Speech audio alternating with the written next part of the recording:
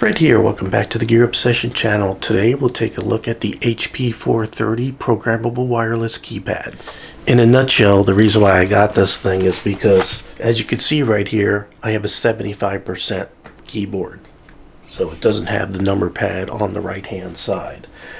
I did this because I didn't want my keyboard running out this far where it ends up too far to reach, because I like to be sitting right here at this side of the desk.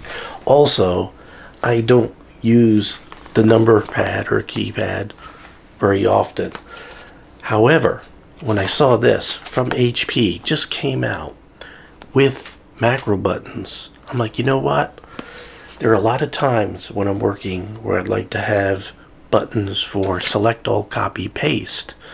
And that's what I was originally looking for on Amazon.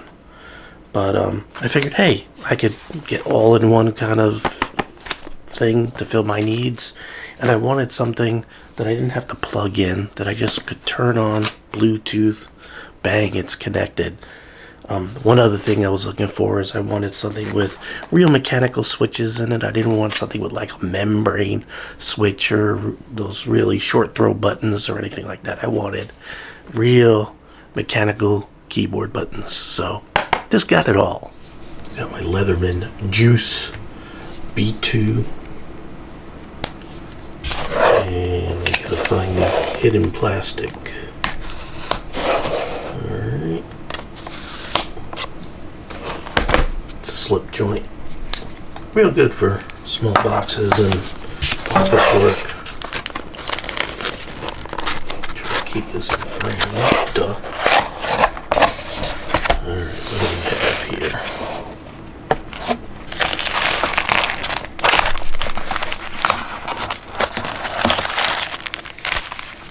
Oh, there's a little bit of weight to it, which is nice. And they use cardboard and paper, which is responsible to the environment if you're into that kind of thing.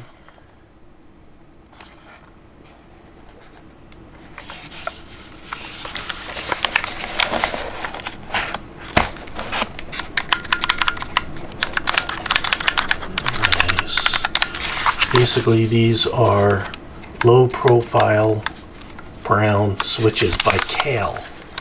For those of you in the keyboard community, you know exactly what I'm talking about.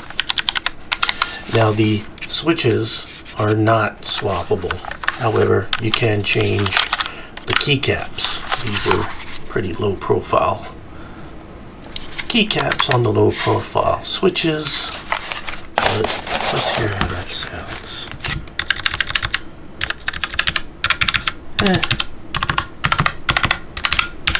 It's okay.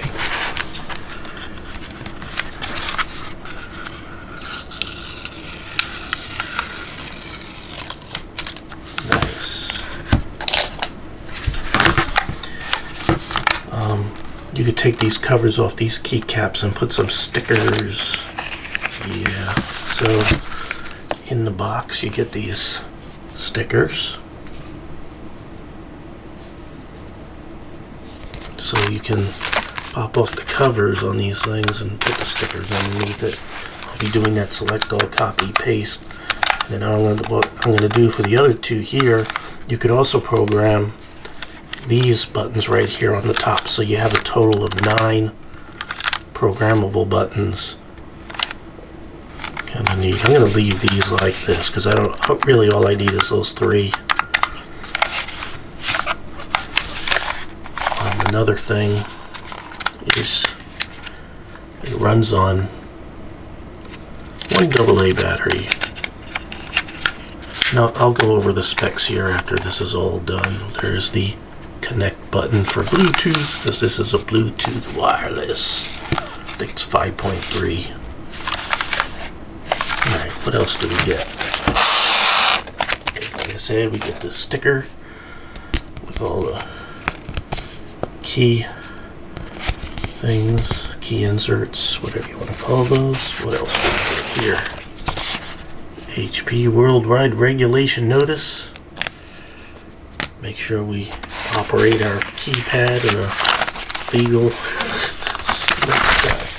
Don't go too far with this lawyered up crap. what do we got here?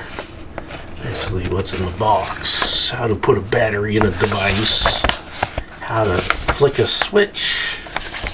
How to look at your monitor. How to count to 2. Let's see if we can figure this out without 3-year-old instructions. Alright, what else do we have here? Oh, there's a keycap puller. What was this thing here?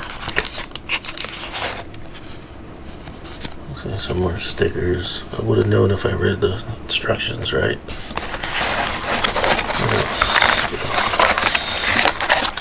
More stuff. More stuff. A nice high quality battery. AA size. And we got these things. What are these things? Let me zoom in so you can see as we discover together what they're wrapping up in my future snot paper. Pick my nose with it. Oh, okay. These are extra keycaps that you could pop the clear tops off. So they give you 4 extras so you can enter the keypad. You can pop these off with the included keycap puller. You just push it down and pop it off.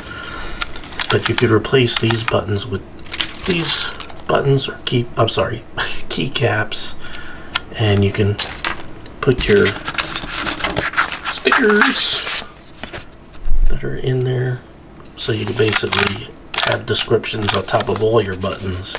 So that's pretty damn cool.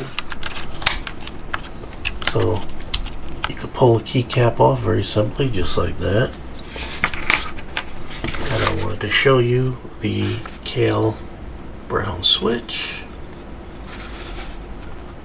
Right there, you could sort of make out Kailh right there, maybe. There's your low profile brown switch. And what a brown switch is, it's tactile, but it's not clicky. So it's not like click, click, click, click, click, like the Razer keyboards that you pick up at Best Buy, or most of them. But you feel like a little tactile bump before it lets you push all the way down to the bottom and bottom out. So kind of nice. It just gives you a little extra, feel. Alright. By the way, rubber feet here. And again, you got your little slide out door where you put in the included AA battery. Alkaline, should last 2 years. Well, that went in nice and super duper easy. And then you put that in there. And then all I should have to do is turn this on, and it should hopefully give me some Bluetooth signal. Yeah. So it's asking. And I guess and then to turn it off, you just switch it off like that. And I guess if you want to re-Bluetooth by, you just press and hold that connect button is my guess. I ain't reading the instructions. If you buy it, read the instructions. I'm sure it's easy. Alright, so by the way, these keycaps, they're a little trick to opening up these little guys. Let me see if I can focus in so I can sort of show you. Man, I wouldn't bit up my fingers this week if I knew I was going to shoot a video. Where is it? One of these sides, there we go, has this little perforated tab on it. If you press that tab in just a little bit like that while pulling up, see that? Let me do that again, make sure it's on camera. Just press on that a little bit and you pull it apart. Glue your sticker. Take your sticker. By the way, those white ones, those little white stickers, these are some stickers they give you. I don't know, focus, there we go. So you could write what you want, since they're rather limited on what they already made up here for you on this. Alright, so then when you're done, you just sort of got to make sure you line up the right tab. You just sort of rock it in there like that. I can't put this back together. There we go. Look, for anyone who does YouTube, you understand the struggle we have trying to do this while we're looking at it from behind the camera. Alright, let's see how much of a pain in the ass this is going to be. I'm going to move my keyboard up the other way. Move my fancy dancy wrist. And go ahead and I guess I need to bring up the Bluetooth thing on my computer. Add Bluetooth device. Add device. Go ahead and get this turned on. Make sure we got a Bluetooth thing going on there. Select Bluetooth, add a device. Oh, it already showed up. So you can see it right there. Where are you? So I'm going to select that. It says connecting. And it's telling me to put in a number, so I got to put in a number. 0, 7, 4, 5, 2, 9. And it's connected. Woo! Alright, so the next thing we got to do is load the software if we want to program these buttons. I mean, all the other buttons are already working. Everything here, and these are default. So everything right now is working, but I got to set up these program buttons. So in order to set the program buttons, I got to use this software. This software is called, what is it called? Let me close that. It's called HP Accessory Center.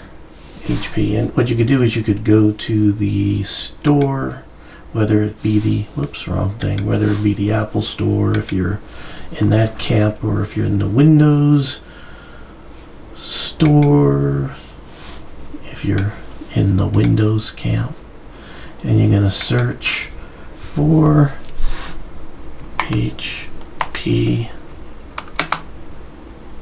what did I say, Accessory Center. So I'll select that there, and see, that's what you want to download, at least on Windows. I don't know what you're going to do on Mac. You'll have to figure it out yourself. Read the instructions, damn it. You Mac people hate to read instructions, do you? Just want to do it. That's all you want to be. You don't want to worry about computers and settings, and I use a Mac too. Alright, so you got a user agreement. I'm sure I'm agreeing to selling my soul to HP, but joke's on them, it's already sold like 50 times. Alright. So it looks like it already recognized my keypad. And it's saying that I can program. This is basically saying you can program these buttons and you can program those buttons there. So hit next. How to connect Bluetooth and how to assign the buttons. Is this actually doing it? Oh yeah, okay, we're in business. So M1, so they're referring to this button here as M1. I want to make this select all, and apparently that symbol is not your battery is full. It's select all. I'm serious, I looked it up. I thought it was something else. So I'm going to take this M1 button and figure out how to make it select all. Zoom, system, media. Is it a system thing? You know, I could probably make this window bigger. Oh, kind of cool. It's letting me also know that the battery is full. And I'm connected via Bluetooth right there. That's kind of nice. Oh, you know what? I'm just going to search. Select. Oh, so here's a select all. So I guess, I don't know if I hit save. Okay, it's in there. Select all. Whatever. Okay, and then down here I want to do copy. I'll just start typing in copy. I'm not going to try to figure out what menu this thing is under. Copy. There we go. Save. And then this one will be paste. I'll put in more later. Just showing you. So you don't have to read the instructions either. Paste. Save. Alright, so that's all in there. Is it really already done? You don't have to hit send to device, save to device. What's all this? Because supposedly I read somewhere that you can, once you program whatever buttons or anything, it gets saved to device. You don't have to leave the software running, which is the way I prefer to operate. So we'll test that out, and then we'll wrap this up, because this is not going to be some long old Gear Up Session channel 2-hour freaking video about a bullet. Let's see. I'm going to open up Notepad. Let's do this. New text.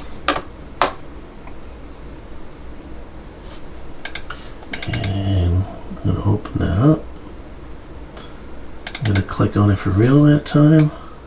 I swear I double clicked. You heard it. We'll write some garbage here. Alright, so to select all, I should just have to hit my select all button. Alright, let's see if it works. Select all. It did it. And then I'm going to do copy. Copy. And then if I do paste, let me put my cursor here on the next row. And then I'll do a paste. We'll see if paste works. And it did. I have now 2 rows of gobbledygook. Alright, so that works. And we could also test out the number pad. If I hit, oh, this is terrible. Enter. I type in some numbers. Enter. Type in more numbers. Enter. Enter. 9 plus 6. Enter. Alright. Well, I think it's a winner. Okay, I almost forgot. I wanted to test this without the software running to see if it's still, the stuff I programmed, if it still works. So let me go into my system tree down here. And that closed that program that's running. Open up Notepad again. Alright, now turn this off, so let me turn it back on and make sure it instantly hooks back up. Yep, you can see it's typing numbers already. So let me hit the select all button. Yep, it still worked and the program is not running. I'll leave the software installed, but I won't have it like be automatically starting, and I'm sure I could go in there and tell it not to automatically start. Sorry, I'm out of breath. I'm old and I moved. Alright, it starts up minimized. If I go to settings, I know this sucks. What hell? I got an excuse. Settings. Yeah, here it is. So auto start recommended. Not. So basically for my workflow, this is what I basically envision. This is the keyboard I'm normally using. This is one of those Hall effects, you know, magnetic kind of keyboard. If you're into keyboards, that's what that is. It's a Drunk Deer A75 Pro. And some aftermarket keycaps. And I put my wrist thing in there. You can see OCD, everything got to be straight. Straight, damn it. I said straight. Okay. Alright, so I could be clicking here. I got my mouse here. It's in front of me. Not all the way over here. It's all here, 75%. But for the occasional times I have to use my numpad and I don't have it, and I would normally have to go up here and screw around with numbers up here, which is not as nice as having a numpad here. I got a numpad thingy.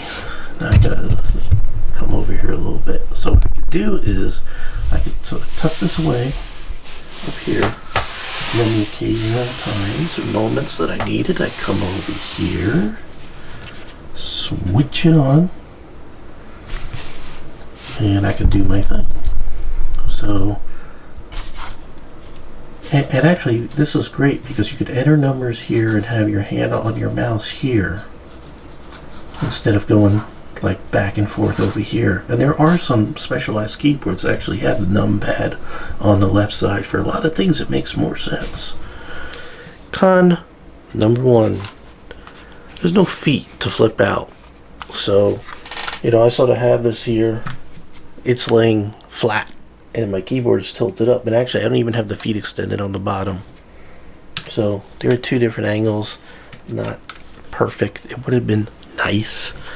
I could stick some stick-on silicone round feet things up here if I needed to tilt bad enough, but that's, you know, it's a con, and for some people it might be a little more serious, you know.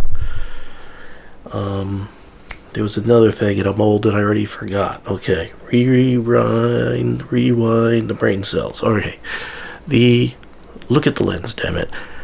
Another thing I could do is, or HP can do, is it'd be nice if there were like lights underneath it. I understand they're getting 2 years of battery life out of a AA battery, so it's pretty impressive. And one of the ways they do it is by not putting colorful RGB, put a love with Pete, RGB lights or even white lights, and not having it run. So I kind of understand the give and take that you have there, but I'd rather have the option.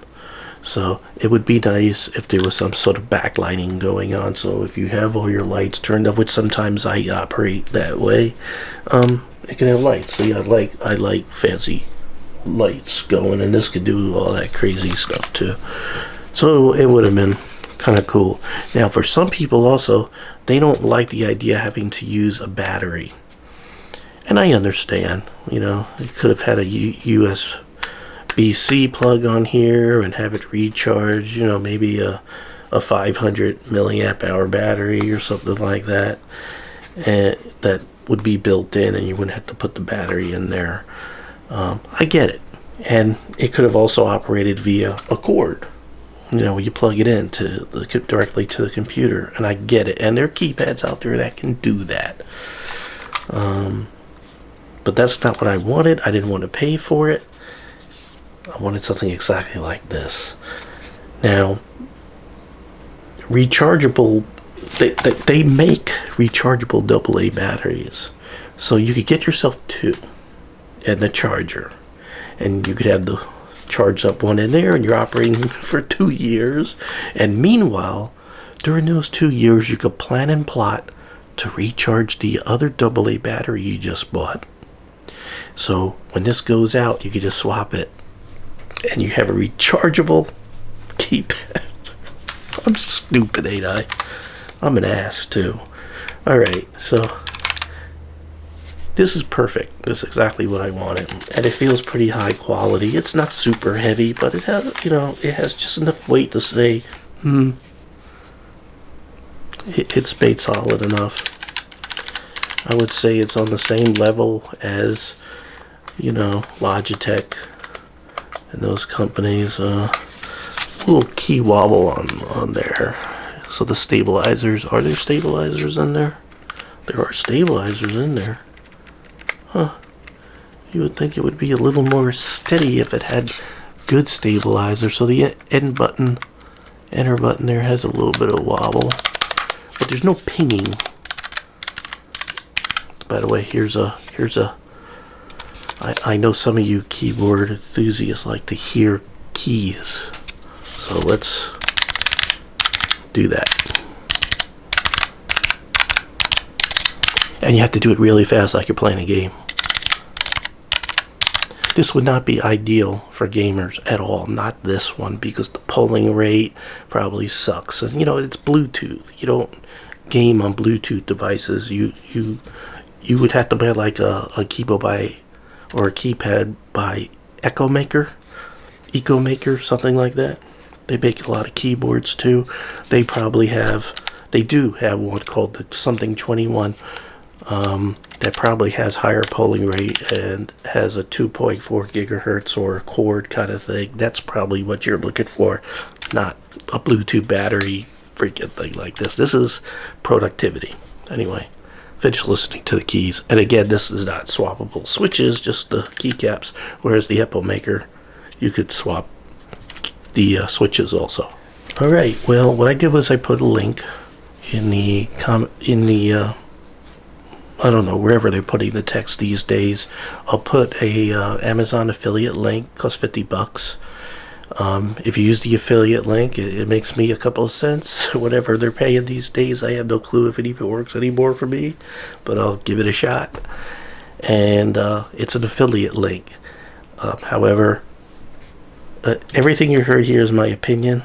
I paid for this with my own money. No one asked me to do it. No one sent me anything. You're getting my 100% pure approval on this HP 430 programmable wireless keypad.